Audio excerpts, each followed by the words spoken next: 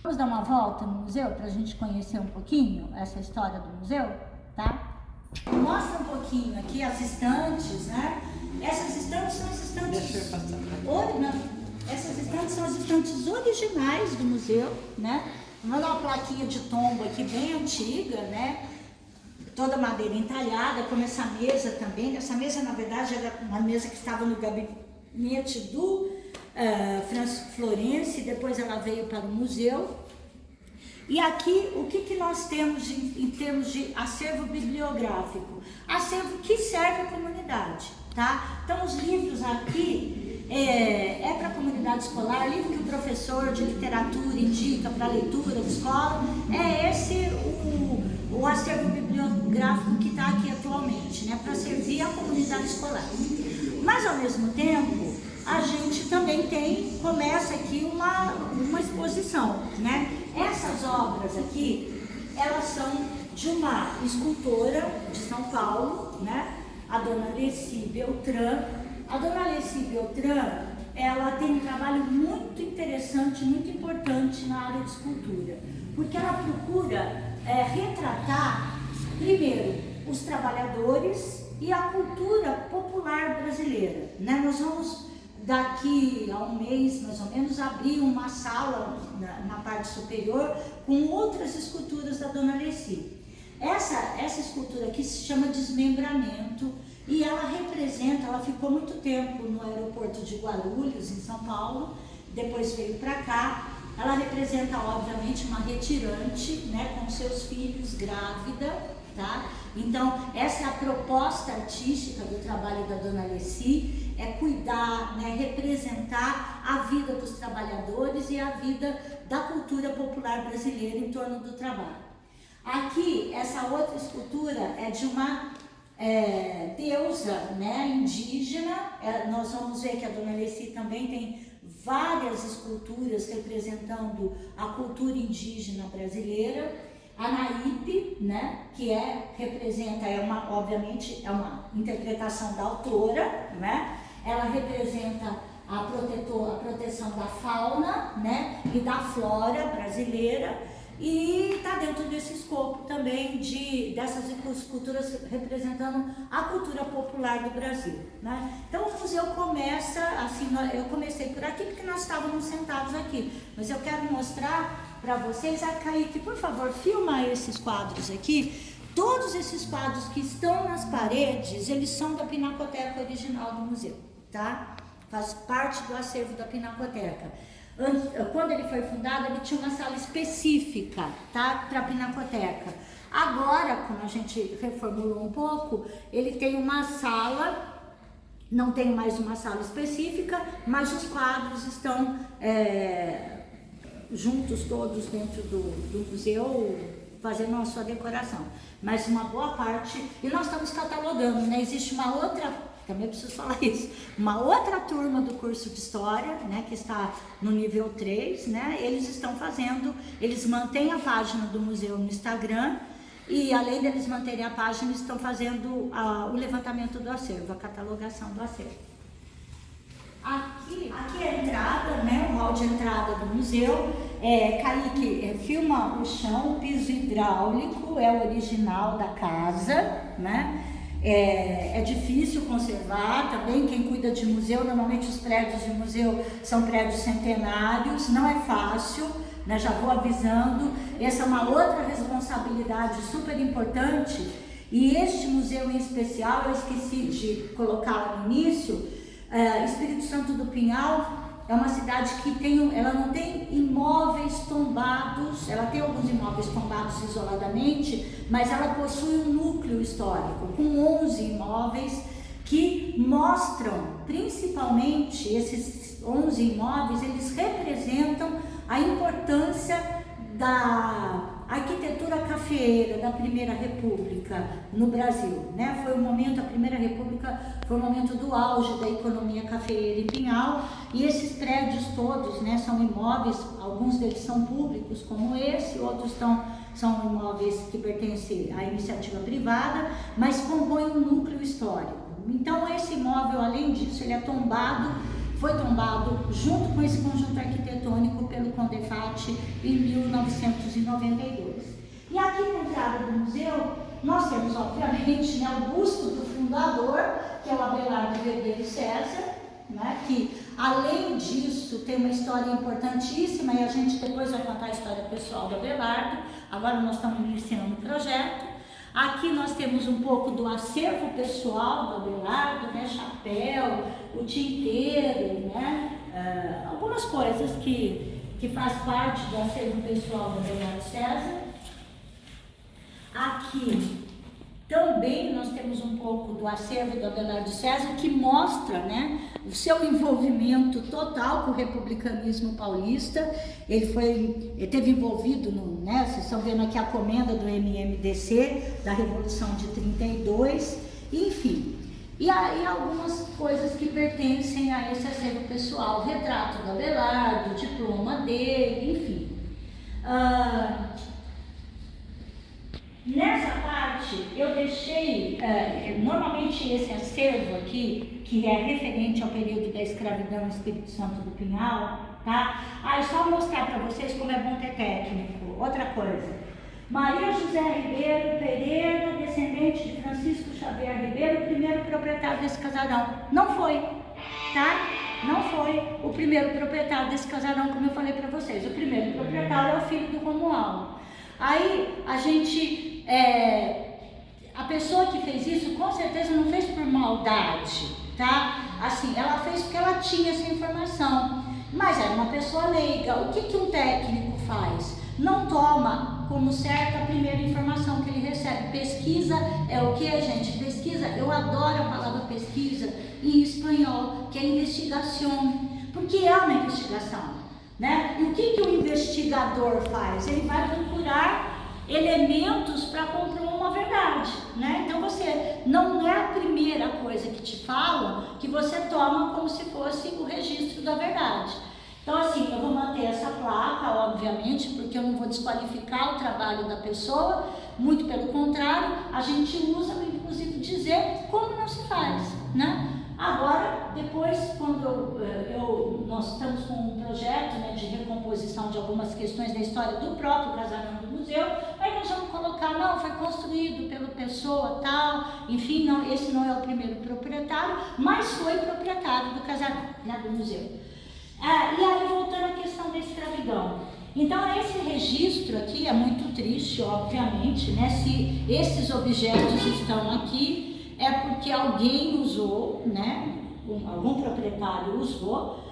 Nós sabemos, né, nós trabalhamos um seminário recentemente sobre Campos de Violência, que é um livro da historiadora Silvia Lara, que fala sobre a respeito da violência como uma forma de coerção para conter os escravos, né? Então aqui, inclusive, temos registros físicos disso, né? E por que eles estão aqui, não estão numa sala chamada Memórias Africanas lá em cima? Porque a abolição da escravidão no Espírito Santo do Pinhal foi no dia 16 de abril, tá? Isso não tem nada de novo, até porque 16 de abril de 1888. E, obviamente, a abolição oficial foi no dia 13 de maio de 1888. Então, o que Pinhal fez de relevante? Aboliu um pouco antes, porque os fazendeiros de Pinhal negociaram com os escravos, estava no período da colheita do café, e eles negociaram. Por quê? Porque a lei estava sancionada já, estava aprovada, né? Ela foi sancionada no dia 13 de maio de 88 pela Princesa Isabel, mas um projeto de lei, e aí eu gostaria de divulgar isso, né? Um projeto de lei de abolição da escravidão, como nós estamos estudando, demorou um século para acontecer. Começou lá em 1831, né? E só terminou em 1888, né? Foi uma abolição gradual, né? Nós todos sabemos por quê, né? Porque os escravos eram propriedade, sinônimo de riqueza, entre produtores e sinônimo de riqueza. Então, obviamente, a sociedade escravocrata brasileira relutou muito em abolir a escravidão. Mas o que aconteceu em Pinhal? No dia 16 de abril, os fazendeiros, um pouco antes, se reuniram com os escravos, negociaram a permanência deles aqui, entre eles o Almeida Vergueiro, que na época tinha uns 88 escravos, que era bastante, o Barão de Matapaz, que tinha 250, enfim. e os escravos ficaram. E aí o registro, nessa negociação, eles anteciparam a abolição da escravidão que já estava em curso, né? E o vereador José Roberto Domingues, nos anos 80, 90, ele fez uma lei, né, para a gente comemorar e registrar esse ato tão importante, né? O José Roberto Domingues foi vereador várias vezes, ele era professor também de matemática, mas era professor, tinha um interesse muito grande pela memória e pela história de Pinhal, sabia muita coisa, né? Era um investigador natural, gostava de falar, ir atrás para saber a realidade. E então nós deixamos aqui no mês de abril, bem na entrada do museu, esse registro para as pessoas saberem. Como eu disse, vem escolas aqui e esse é o nosso papel. Posteriormente isso vai voltar e com a referência à comemoração da abolição dia 16 de abril aqui em Pinhal para a Sala de Memórias Africanas. Então essa é a entrada do museu. Aqui nós temos um espaço, pode vir. Aqui nós temos um espaço de estudos e leitura, né?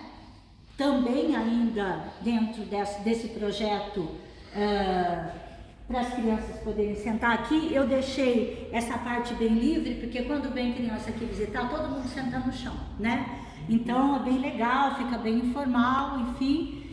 Aqui é mais uma escultura, né, da dona Nessi Beltrán, que é também, né, uma criança indígena com um sapinho na mão, né? E todo mundo sabe que na cultura várias nações indígenas brasileiras, né, trabalham com metáforas e mitologias em torno dos sapos, né? Então aqui é uma criança indígena. Esse piano aqui tem muito mito urbano que eu adoro, né? Assim, lenda urbana.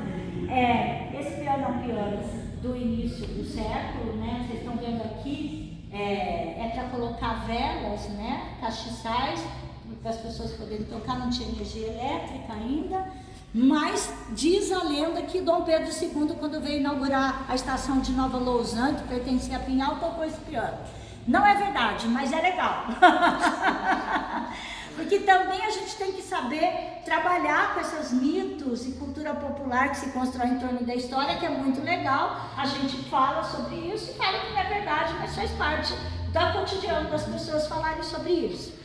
Aqui, gente, nós temos mais uma sala, e essa sala para mim está ficando cada vez mais importante pelo que ela vai ser, tá? Antes de eu dizer o que ela vai ser, aqui é uma liteira, né, da época da escravidão também, né? Quem carregava eram os escravos, era um meio de transporte com tração humana, tá? Se está aqui é porque alguém usou. A gente está levantando de quem era, mas provavelmente da família do Barão de Montapaz, tá? Vocês podem perguntar para mim, mas cabia gente aqui? Cabia, né, gente? Estou falando de 130 anos atrás, as pessoas eram menores, né? Principalmente mulheres, né? Quem usava isso eram mulheres e crianças, né? E ela também está num processo de reforma, né? De restauro. E essa biblioteca, essa parte da biblioteca e essa sala futuramente, ela vai se chamar Sala Ana Maria Vieira Ribeiro, que foi uma professora já falecida, foi minha professora, inclusive professora de uma geração inteira aqui em Espírito Santo do Pinhal, professora de literatura, e nós vamos formar uma sala em homenagem a ela, uma sala fixa. Esses livros são os livros que ela mais gostava, que a família doou para a biblioteca, né? Então nós estamos com muito carinho, né, eu e alguns membros da família, né, montando essa sala em homenagem à famosa Dona Ana, né, uma das pessoas mais incríveis, conhecedora de português, brilhante, né, foi diretora do Colégio Objetivo, fundou o Colégio Objetivo aqui em Espírito Santo do Pinhal, e essa vai ser uma homenagem muito importante para ela. A gente está construindo essa sala fixa, vai ser uma sala fixa aqui no museu, em homenagem à Dona Ana, vai se chamar Gabinete de Leitura Ana Maria Vieira Ribeiro, tá? E aqui nós temos uma exposição que se chama Do Fumo ao Café, também, né? E é uma exposição que eu montei, né, com 2 alunos, o João Guilherme e a Vitória, que não são mais alunos da Unipinhal, mas eles me ajudaram a montar essa exposição. Então, outra coisa que é importante para o trabalho de um historiador dentro do museu. Nós trabalhamos questões, montamos exposições em parceria com os museólogos, criamos essa dinâmica do museu, porque o museu hoje, né, não tem mais uma exposição fixa. As exposições vão mudando, né, de acordo com, né, a programação do próprio museu. Por isso que tem que ter planejamento, tem que ter uma série de coisas dentro de um museu. Por favor, vamos. Outra coisa, Kaique, vem cá. O que é fundamental, principalmente no prédio antigo, é a acessibilidade, tá? Certo? Eu vou pôr a mão aqui e vai começar a apitar. Quando reformou o museu, obviamente, foi feito um elevador para que as pessoas consigam ter acesso ao pavimento superior do museu, né? Isso é fundamental. E outras coisas também faz parte de projetos de acessibilidade. O braille, né? Uma série de coisas, áudios para narrar a exposição, né? Para as pessoas que têm problema de visão. Isso é uma espreguiçadeira dos anos 30, né? Uma espreguiçadeira. Bonita, né? É linda, na verdade. Muito bonita. Ô, gente, vocês vão me interrompendo, viu? Eles falam pra caramba. Quem vai assistir esse vídeo, eu sei porque eles estão mudos hoje, porque é sábado de manhã, né? Porque eu quase não consigo dar aula, né? Porque vem um encontro, negócio, fala uma coisa, não sei por que tá todo mundo mudo.